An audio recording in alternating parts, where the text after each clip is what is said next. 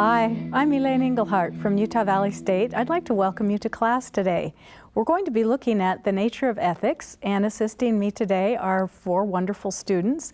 Over here I've got Kisper and Aaron, and on this other side I have Lloyd and Cassie, and thanks so much for being here and being the students for the class. In our last class period, we talked about how to be a successful student in this class, and today we're going to move right on into looking at the nature of morality and how we can define ethics and how ethics can be very helpful in our everyday lives. So without further ado, let's go ahead and pull up our first graphic, and Aaron, would you read this for us? Sure.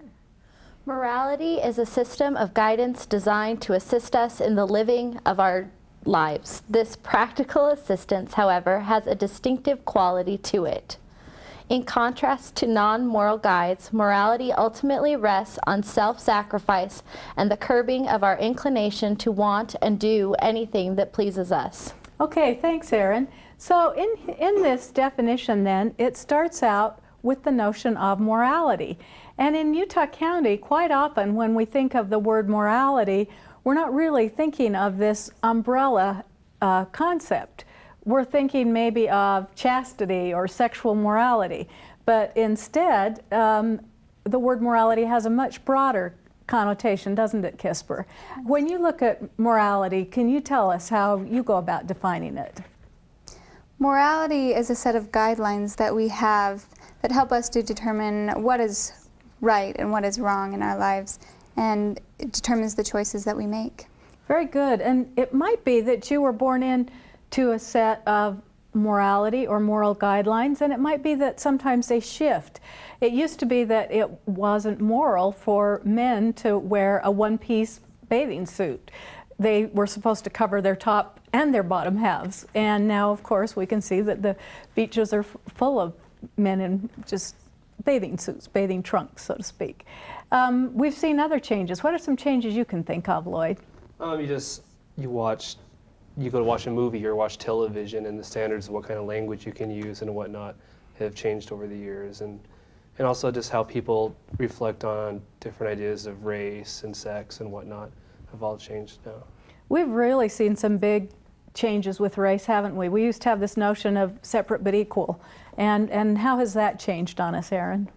Well, I mean, the court said we're that separate but equal, while at the time that had served some function, that was not a legitimate way to treat another race or to properly include an entire group of people. Now our notion of relationships with a diversity of people certainly doesn't include separate but equal. We look at that as an antiquated notion. Okay, very good. And so at one time that was the law. That was considered moral. Mm-hmm. And now we don't see it as moral at all, do we? We would see any form of discrimination on the basis of race, sex, veteran status, a lot of different factors, handicap status, as absolutely discriminatory. So we can see that we do move through some of these areas. Anything you'd like to add to that, Cassie? Yeah, you just got me thinking about clothes when you're talking about the men's swimsuits and how, women used to wear skirts, and now you can wear pants or pretty much whatever. And also a lot of the roles of women, that made me think of a lot of the roles of women, what used to be expected of women to be only in the home, barefoot and pregnant and I don't know, vacuuming with pearls like June Cleaver or something, and now how that's changed and they've been included in academia and different careers also. Yes. When I started college, we actually had to wear dresses. It was required, so and and that did change while I was in college, but that was seen as what was moral. And so morality then is something that we're born into. It's this system of guidelines, these rules, and what we need to do is sometimes examine these rules. And let's move on into our next graphic. And Kisper, could you read this one for us? Ethics is the study of morality and moral behavior. That is, ethics is the philosophical discipline dealing with our moral choices, actions, and judgments, and their rational justification. Very good. And so this is how we start tying these two words together, these two concepts, ethics and morality. So we start off with this word morality, and ethics is going to be the study of morality and moral behavior. So those of you who are looking for a test question, that will be one of them, asking what's the definition of ethics, and it's going to be the study of morality and moral behavior. So it might be the study of separate but equal. Someone saying this law really can't be acceptable. It's so immoral. Everything about it seems to be discriminating against a certain race of people. And so from there we start building rational justifications and other arguments. But the study, ethics then, is going to be the study of morality and moral behavior, challenging some notions that may have never been challenged before. And that's why people find this to be a rather uncomfortable topic. In your study of ethics or visiting about ethics, Lloyd, have you found that people find ethics to be kind of an uncomfortable topic? Yeah, because a lot of people, they've been raised with certain moral systems or certain guidance from their parents, from their religion, and other places, so that when you start saying you want to discuss those things, it can be uncomfortable for them because they feel like, well, now you're challenging what I've believed my whole life, or challenging the ways that I've seen things. Sure. Any other thoughts on this, Erin? It just seems in my experience that often we haven't thought about these things before maybe a class like this or another sometimes life-changing experience. And so it calls into our own minds questions about what we believe and how we define things. And that can be uncomfortable. It can be a real growth process. Absolutely. Sometimes we're used to thinking that maybe there's only one side to an issue, and it's our side. and then we find out that there are some other very interesting arguments. It's a good reason to study ethics, a good reason to look at these issues so that you know why you have the beliefs that you have, and you also understand what your arguments are for someone who might see the issue differently. Cassie, do you have a thought? Yeah, and also, I mean, it's good, I think, to, oh geez, how do I say this? A lot of times, if you have like a religious background or whatever your reasons are for believing what you believe, that's, that's good. But studying ethics helps you explain what you believe and why you believe to someone who may come from a totally different background, so that you can communicate with the people despite all your differences. Okay. And share those things. Very good point. So Cassie, let's just have you read for us the very next issue that talks about moral dilemmas, and we'll look at the difference between moral dilemmas and moral problems. Would you read this? But while the analysis of some of our moral behavior yields clear-cut answers, the analysis of much of our moral behavior produces answers that are not always definite. The latter kinds of situations are moral dilemmas, where desirable or undesirable alternatives conflict, and where both sides seem equally justifiable. Okay, so here we have a moral dilemma. And a moral dilemma is where both sides seem to be equally justified. Both they conflict and they seem equally justified.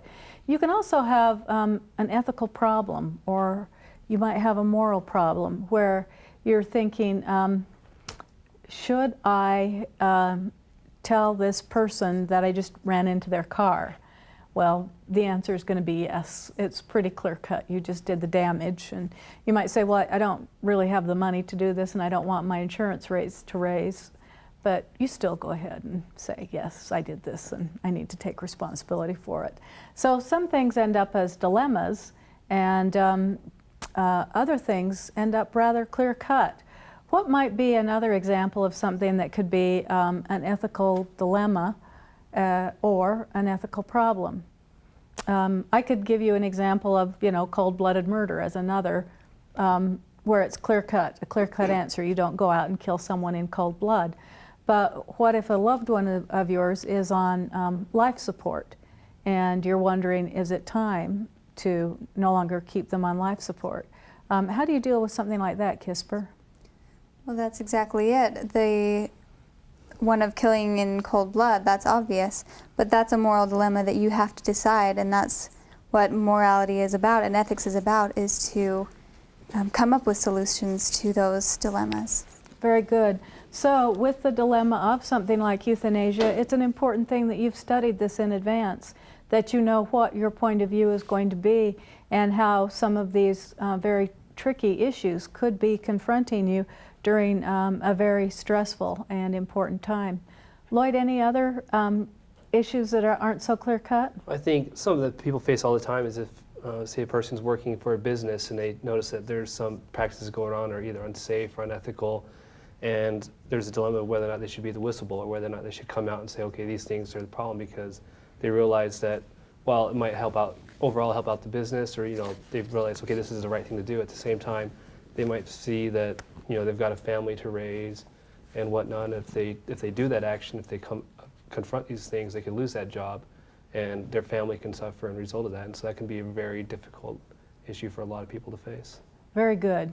Outstanding. So sometimes then it's an ethical problem, and other times it's a true dilemma where you have conflicting points of view and you don't know which one is best. Okay, let's go ahead and read the next graphic that we have up, and would you read this for us, Erin? The study of morality, ethics, assists conscientious people in establishing right and wrong in both definite and indefinite situations. Okay, very good. So the study of morality, and we're going to call this ethics, assists us when we want to determine what should we do in a definite situation or an indefinite situation. And it helps us maybe take time for critical thinking. Maybe we'll use the assistance of this toolbox of philosophers that Lloyd was talking about last time, that maybe we'll go through some much more reflective thinking before we make a big decision. Any of you want to tell us a little bit more about how you've been able to establish decision making? Erin, do you want to help us with that a little bit? As far as this class is concerned, Sure. When I took it the first time, I mean, there are clear-cut cases like you've referenced about like cold-blooded murder, but what about the death penalty? Do we then, because someone has killed someone, do we then kill them? Is that the kind of moral practice that we want to be engaged in? And that's something that I found I personally couldn't maintain, couldn't support. And it may have been something that you hadn't ever examined before. Never really examined before. Mm-hmm. And you might have even found it a little uncomfortable as you were looking at it. Anytime we examine ourselves, I think it's uncomfortable. Yeah. Yeah. That's the beauty of growth. Yeah. So it can be a very, very uncomfortable time. But the most important aspect to this is that you know yourself that you are making these decisions for you. Well, thank you. And Kisper, would you read the next one for us then? The study of ethics involves reflection on moral behavior in contrast to prudential, legal, or even religious behavior, although they may be related. Okay, thank you very much. So we're looking at some areas that have had some very much crossover. We're looking first of all at what would be the differences then between legal behavior and ethics. And how would any of you respond to that question? Why is legal behavior different from ethical behavior? Do you want to try that one, Cassie? Yeah, well, just, I don't know, not every law is going to be morally right, depending on if the people who made the laws were making morally, if they were doing morally right things and making morally right decisions. So you can't always go along with what the laws say all of the time. Okay, you have to so use your own judgment. You can very much have some unethical laws. It may be that you still have to behave right. According to these laws, but you may feel like that, wow, these 500, 600-year-old laws, maybe older even, they're not fair, but they're still the law. Okay, very good. Yes, Kisper. And I feel like the law won't cover every little aspect of every little thing in our lives, whereas our own choices and the moral behavior that we put forth, we have to know what we're going to do in certain situations, that the law isn't going to sit down and say every single little rule. Very good. Any of the rest of you, Aaron or Lloyd, do you have any thoughts on how you distinguish ethics from the law?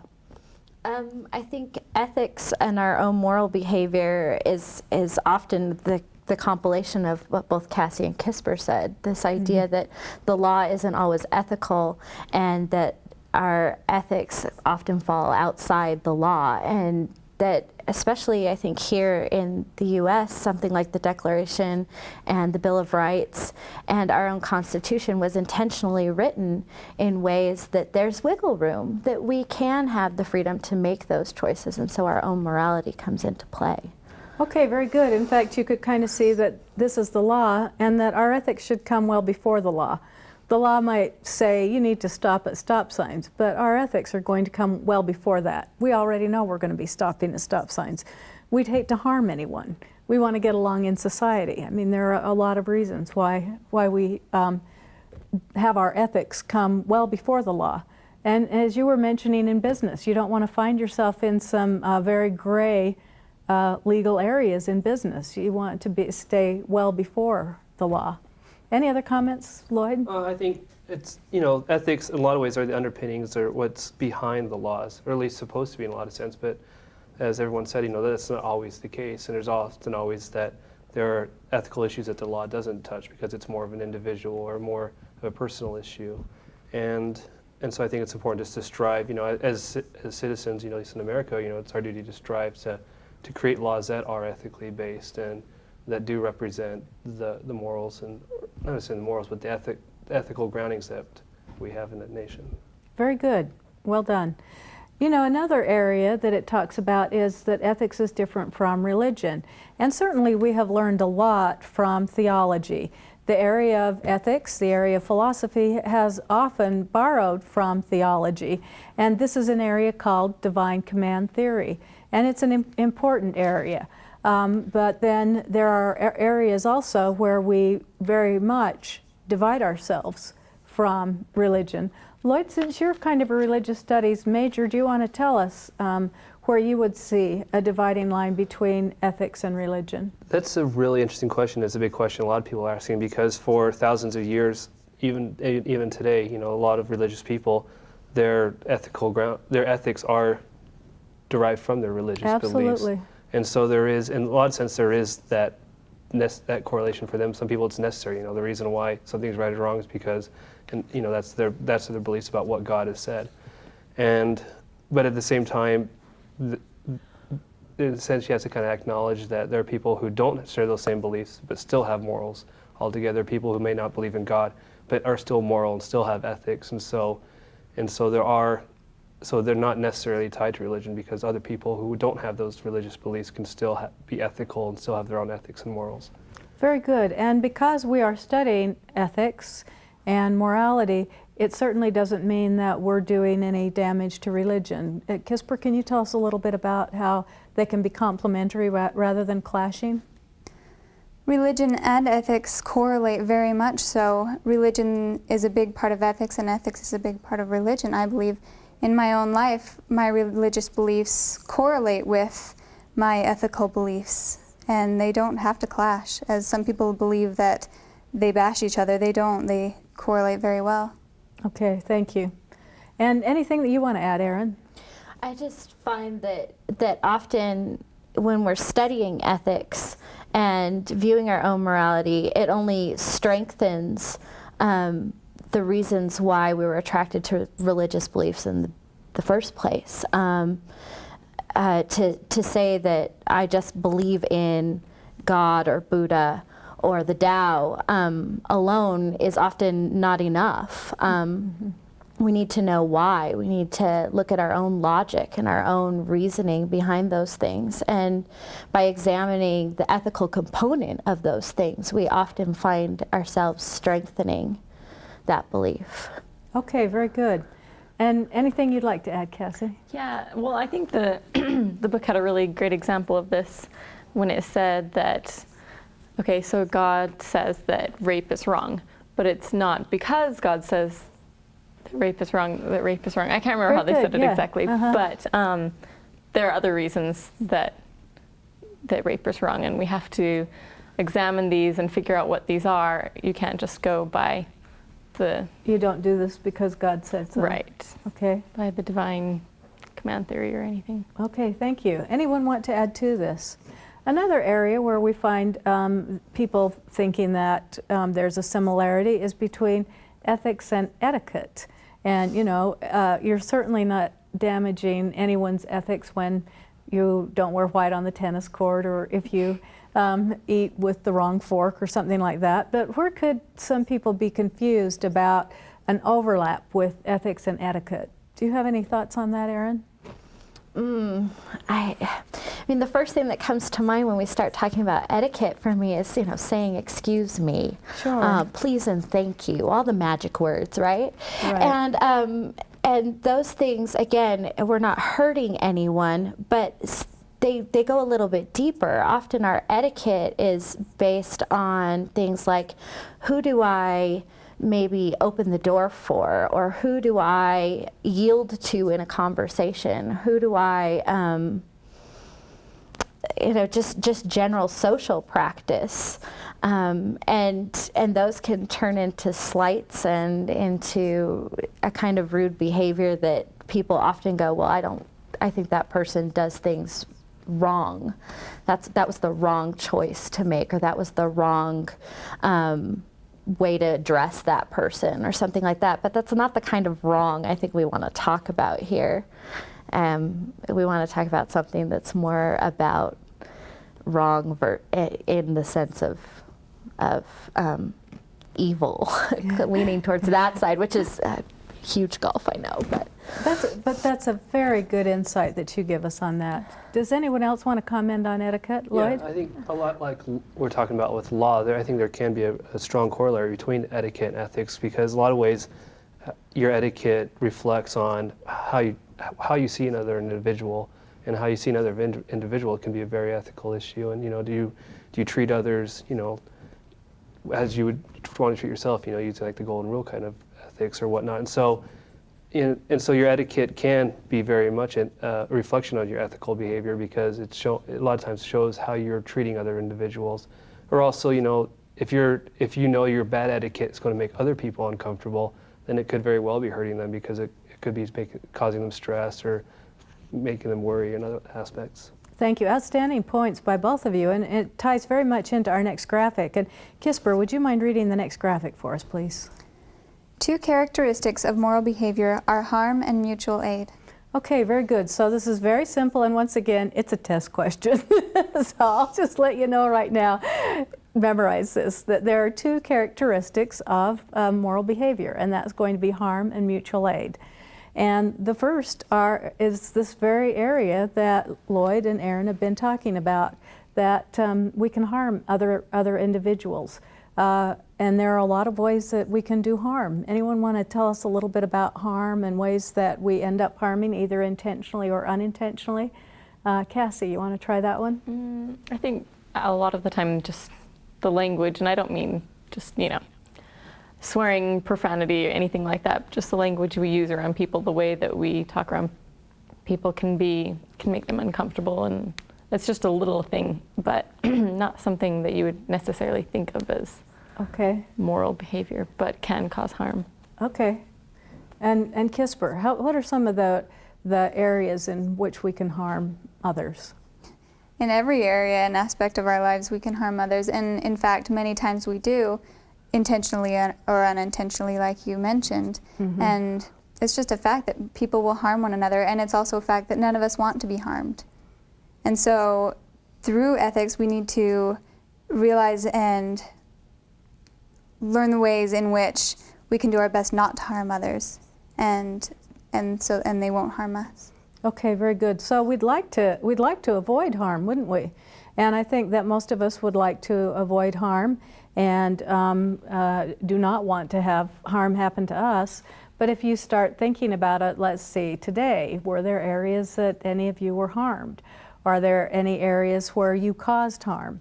And it's a very important part of reflection on, our own behaviors. What are ways that we can avoid harm? So it can be ways where you do personal harm. Maybe you dumped your girlfriend or boyfriend or did something mean to your husband or whatever, and, and now you need some do-overs on it.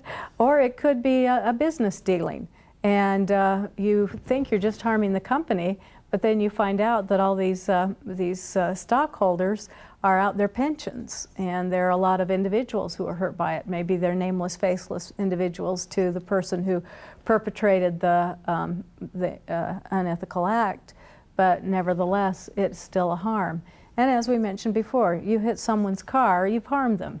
Well, you harmed their car, but the harm has been done to them. It's going to take them time to get bids and get the car looking right again, and the least you can do is take responsibility for the harm that you caused. So we don't like to be harmed, and I think I was telling you, today before we came in here to go on camera that someone stole my wallet. I've never had it taken before, and that's a real harm.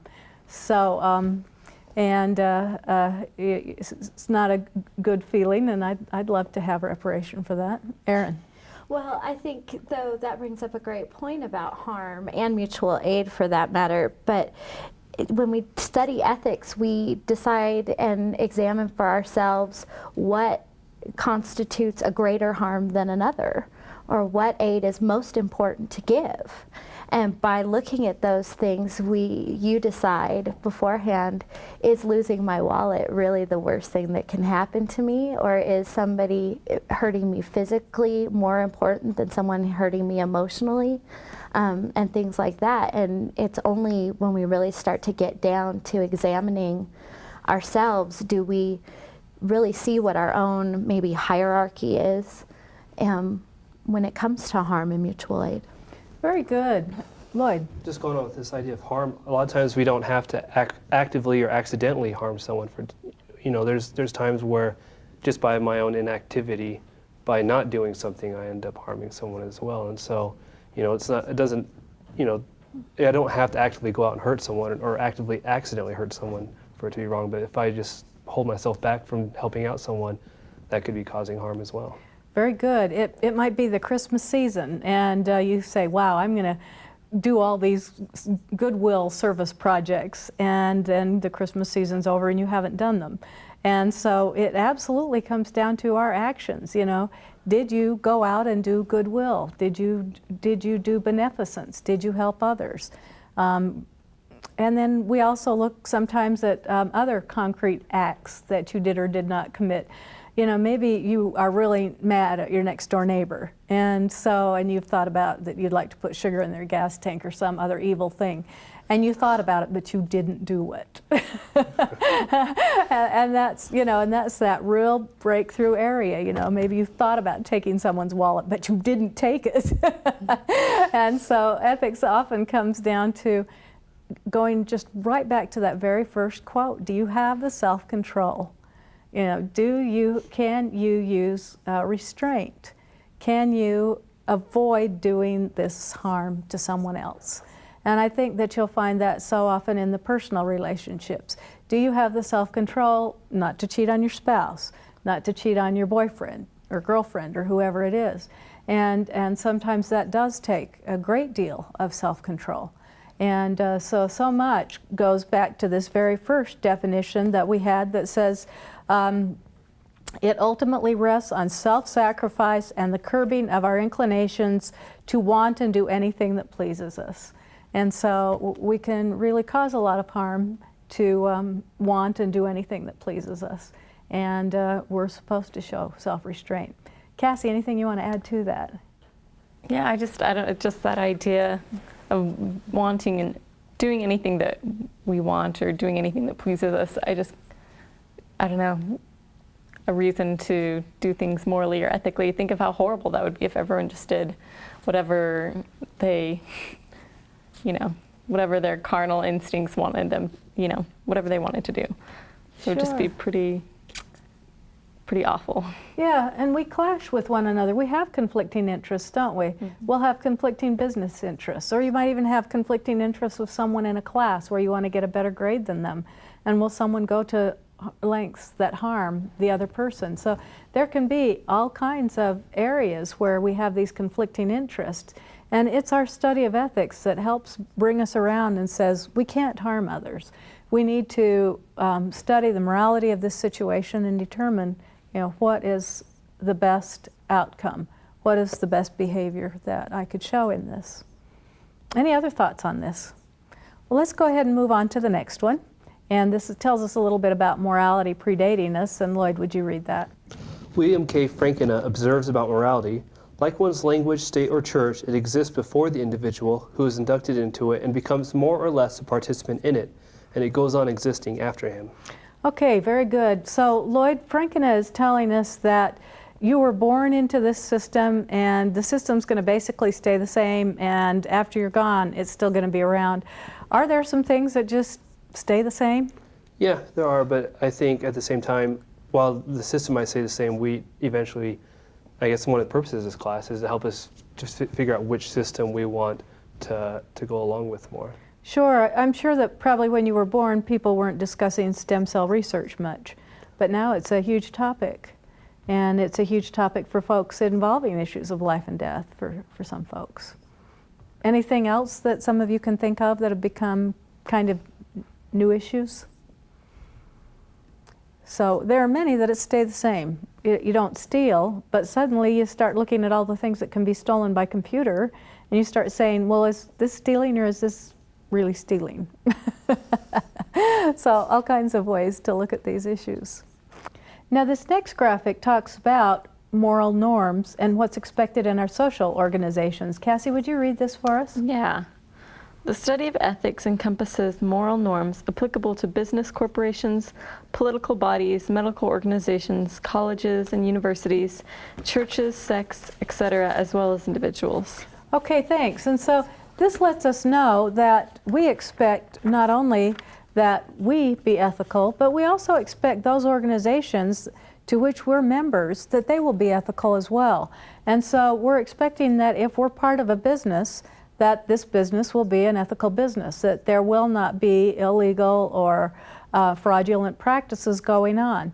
The same thing would be true with your university. Tell us why you would expect that. The university you attend, you would expect them to have ethical behaviors, Cassie. Well, I'm going to school there. I expect to get an education, and if they're doing unethical things, that doesn't really stand well with them. And also, I'm going to receive a certificate, a degree from them, and I don't want my name to be associated with someone who's not doing things that were morally right. Very good. So you wouldn't want to be associated with an organization that didn't also adhere to strong moral practices. Right. Okay, any other examples, Lloyd? Well, in some sense, one of the reasons we expect businesses and organizations, or even people, to be ethical is because if we didn't expect that, we couldn't exist as a society. I mean, if I went to a store, I expect them, if I give them, $1 for a candy bar, I expect them to give me the candy, do the ethical thing and give me the candy bar for my $1. If I went in there not expecting that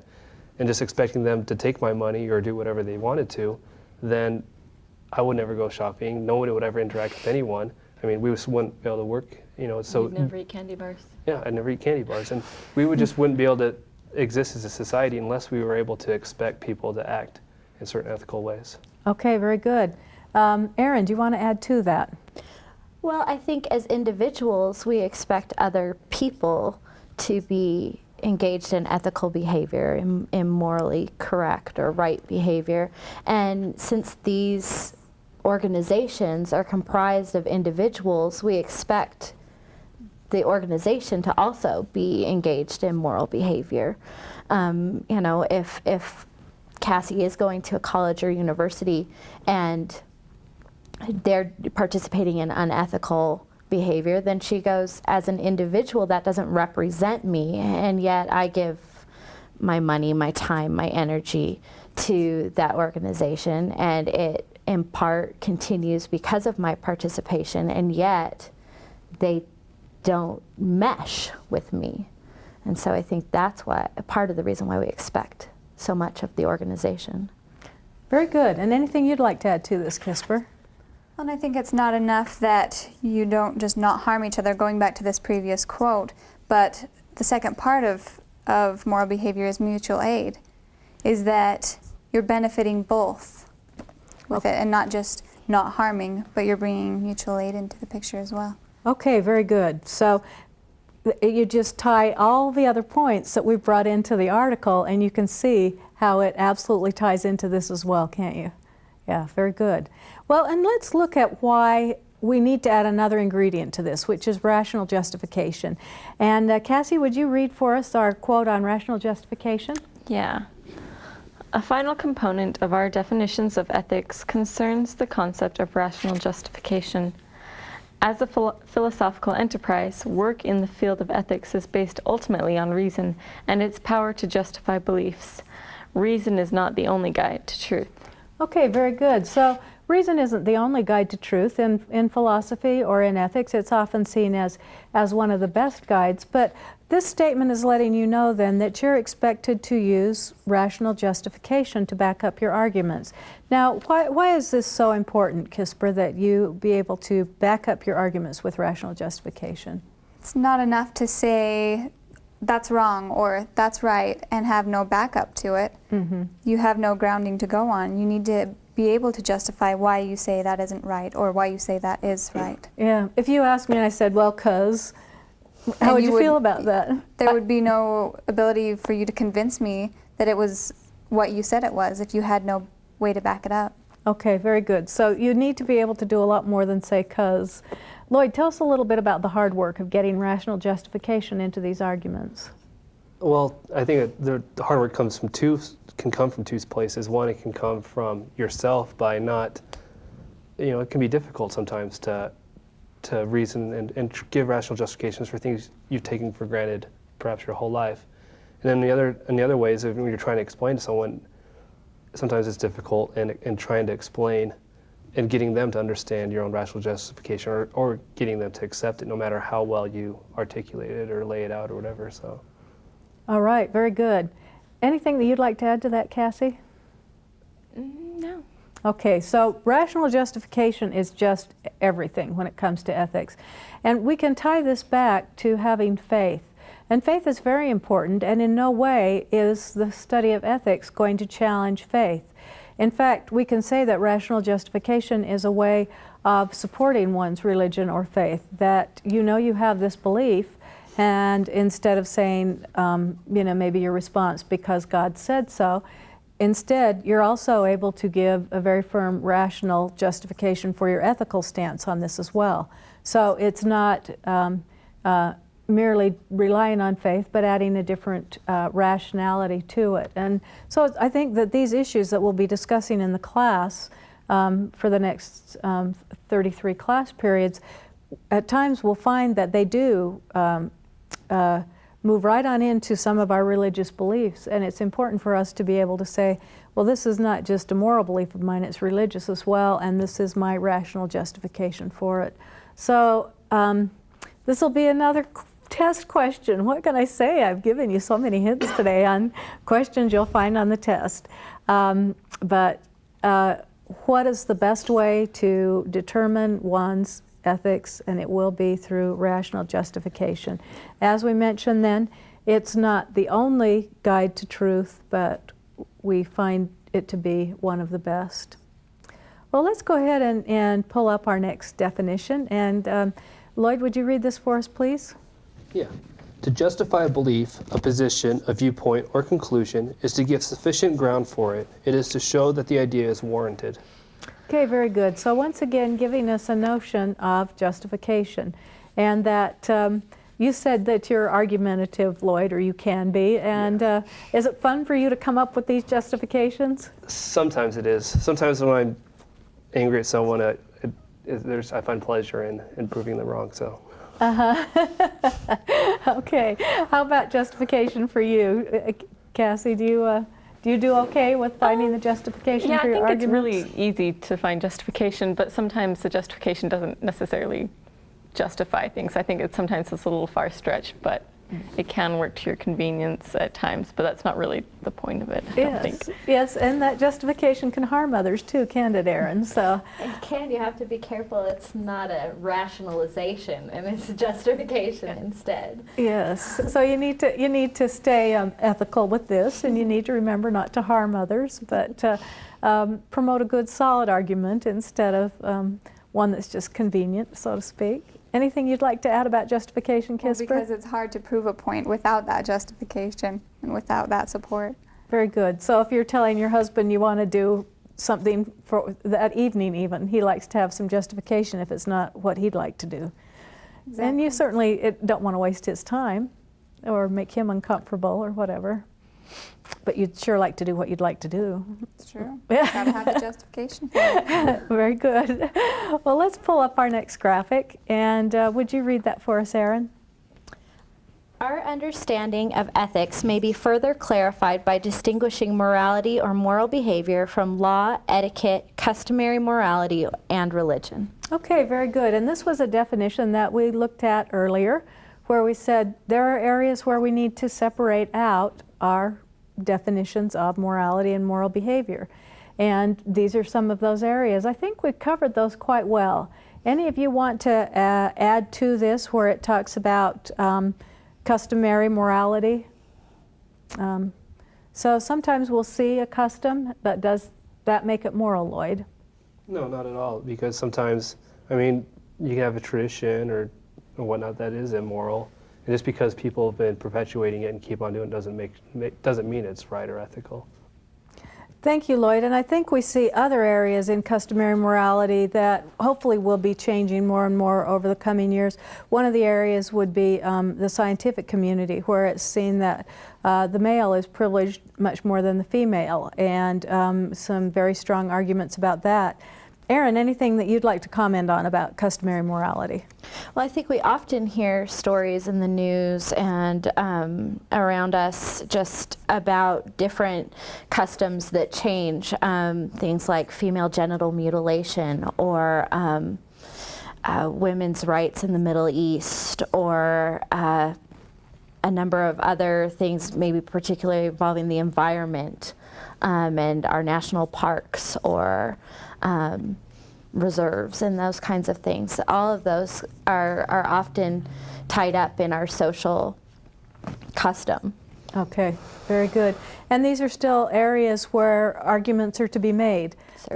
That we're not going to necessarily say that this is the study of ethics. It still might be a study of politics or a study of religion, and that we're going to have to get into the study and making the arguments in these issues of where we've seen customary morality and that maybe things need to be changed. Okay, very good. Well, let's read the next graphic that we have. And Kisper, would you read that for us? Yes. The basic idea of consequentialist theories is that right and wrong action and judgments about these is determined by the results produced. Okay, very good. And so giving this definition of consequentialism moves us into one of several areas of ethics. We can look at consequences. Do we look at the consequences of an action, or do we look, did we do this action because we ought to do it? So consequentialism, or looking at consequentialist ethics, falls into several philosophical areas, or areas that philosophers have selected. So we find that Thomas Hobbes is a consequentialist. He's telling us to do things so that we can avoid war. We find that John Stuart Mill is a consequentialist. He's doing things so that we can have a greater happiness, so that we can do things that would benefit the greater number of people rather than the smaller number of people. And so we'll find then that some of these philosophies, some of these theories, we say, look at the long-term consequences of your action. I might say to Cassie, you know, one reason you shouldn't cheat on that test is the long-term consequences, because, you know, look what happens down the road and you've cheated and you don't know the information. It doesn't help you out at all. And other things might even be lying. It's so easy to lie, isn't it, Kisper? But what are the long-term consequences of lying? One of the long-term effects of a lie could be that people no longer trust your word, that they will no longer believe the things that you say. Very good. How about you, Erin? Any notions on the consequences of lying, the consequences of other actions? Well, I think that the trust thing is a big issue because we do kind of assume that people are telling the truth. But I mean, if you do lie about something, say about whether or not a bridge is out down the road, you know, if the bridge really is out and you said that it wasn't, then, you know, a bus full of children is suddenly, you know, down a ravine. It's a little extreme, but nonetheless, I mean, the consequence of your lie are pretty clear cut and have immediate and long-term consequence. Okay, very good. So we look at ultimate harms that can be caused because of the consequences of an action, that people are harmed. Lloyd? I think, I mean, to put it another way, though, in some ways you could argue that lying is good then, because by maybe telling a certain lie, you might be able to protect someone from getting hurt or harmed, or, you know, as we'll read later, you know, the example of if you know, in Germany during World War II, if you're hiding a bunch of Jews in your basement and some Nazi soldiers come in and ask you, you know, if you lie about that and say, no, there aren't any, you might be able to save their lives. So in some ways, consequentialism can advocate lying as well. Consequentialism can advocate lying. It has to be for a noble lie, usually, you know, like people like Aristotle asked that it be a noble lie. And John Stuart Mill, you know, he wanted you to hold out for the real big occasions. But yeah, the consequentialist will say, yes, if a lie is going to do more good than harm, then you know, go ahead. So, good point. Even though we're not accustomed to saying, you know, go ahead and lie, they're saying, you know, for the really big ones, if you need to save someone's life, go ahead. Anything you'd like to add to it, Cassie? Yeah, well, I think that even from a very, very early age, we start realizing which things have the greater consequences and using consequentialism in our lives. Say you're little and you're told not to walk on the grass, but there's, you know, something going on the sidewalk and you realize that, you know, it's not that big of a deal and it's okay to walk on the grass. I don't know, something little like that. You learn to use your own judgment and figure out when things are, you know, what the consequences will be of your actions. Yeah, no thunderbolt hits you. Right. Yeah, that's just how it goes, isn't it? Mm-hmm. Okay. Well, then we have another branch of ethics, and this is our non-consequentialism. And this is where we do an action because we ought to, because it's the right thing to do. Let's go ahead and pull up that graphic. And Kisper, can you read that for us, please? Non-consequentialist or deontological theories, on the other hand, maintain that rightness, wrongness, and obligation are based upon certain features of the act itself, not necessarily the results produced by the act. Non-consequentialist ethics, then, is primarily concerned with action that is right in and of itself, irrespective of other considerations. Okay, very good, thanks. I appreciate you reading that for us, Kisper. And we can see then that with non-consequentialism, there are numerous issues that come into play, that perhaps you've taken an oath or made a promise and that you now need to keep this promise. And it may be that you'd rather not keep this promise, but you gave your word on it, so now you're going to do it. So based on whether or not you're basing this on the consequences, doesn't matter, you gave your word. Let's say you decided you wanted to go into business for yourself, and you opened a confectionery store and you're selling all kinds of chocolate, and you're going into business because you want to make money. Well, the person down the street is also going into business because they want to make money. And but you believe that honesty is the best policy and that you're honest because you ought to be honest.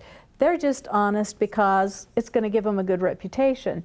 And so as times get lean and tough, they break rules. They put inferior ingredients in their chocolate, but you refuse to. You have moral integrity with your product, and what you advertise is in your product. And even though you're losing money, and you don't like the results, you're honest because you ought to be honest.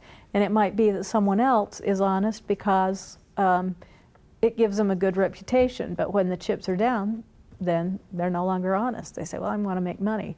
rather than uphold my integrity and my ethics. So that might be one example where we'll see it.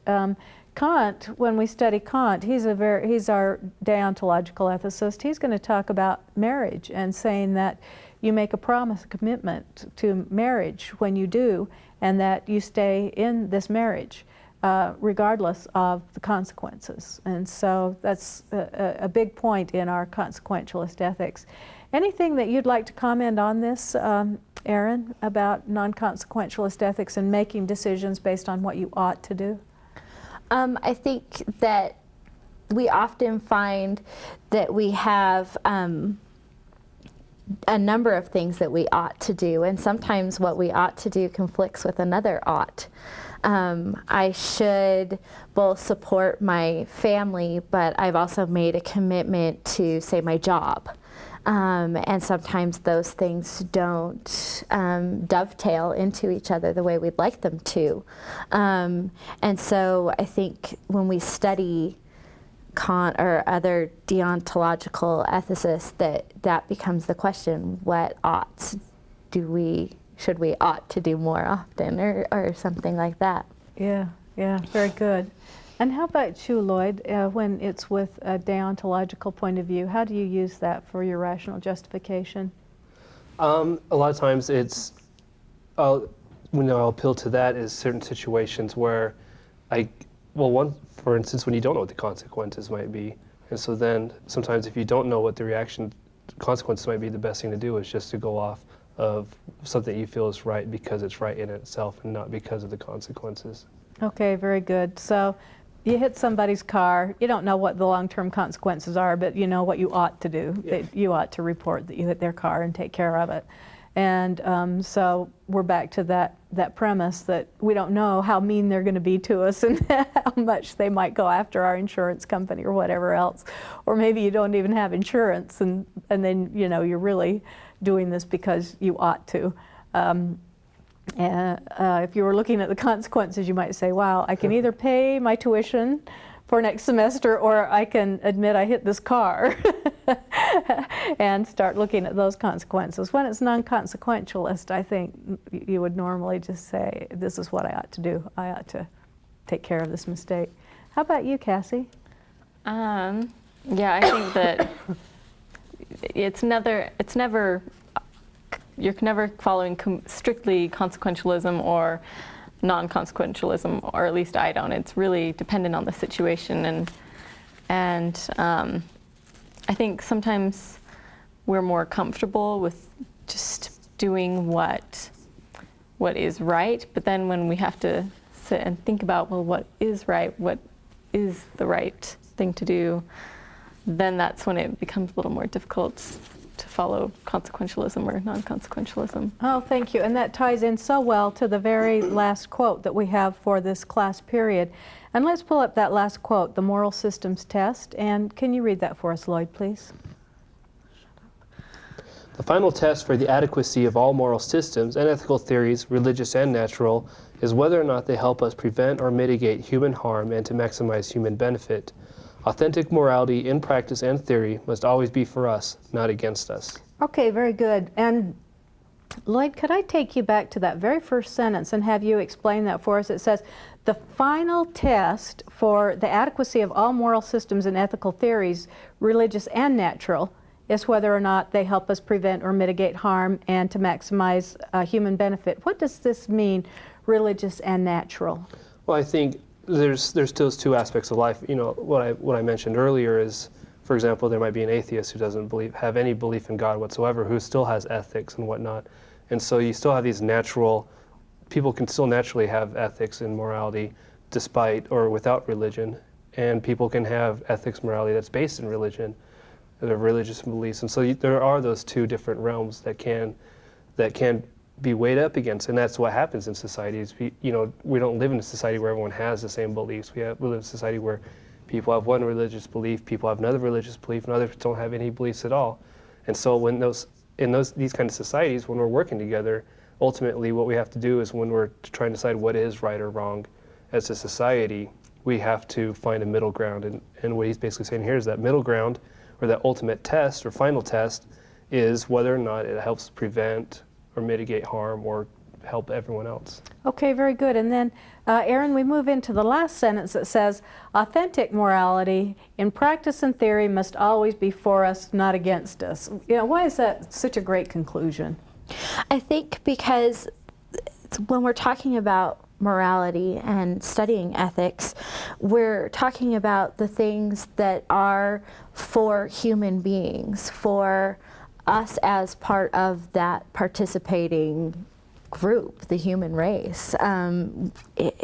If we're working on the definition of no harm and human benefit, then it's built right into the definition that it's for us and not against us. It's not meant to limit human beings, but rather to give us the best opportunity in our associations. Okay, very good. And it takes us right back to some of these beginning slides that we had in this episode, where it tells us that that morality rests on self-sacrifice and curbing of our inclinations to want and do anything that pleases us. We just can't. And it reminds us that, you know, this is how we look at morality. It helps us see that when it comes to a moral dilemma, that we need to do those things which would probably help benefit others, that brings about a better society. And I hope that we'll be able to see those areas as we move along in this class. Our next class period will be on the 10 Commandments. And this is a duty-based ethics system, and it's also a religious ethics system, because we have a God who tells us that these are the behaviors that he would expect from humans. And so we'll look at those and look at those duties, and so make sure you're prepared for next time. See you then. Bye-bye.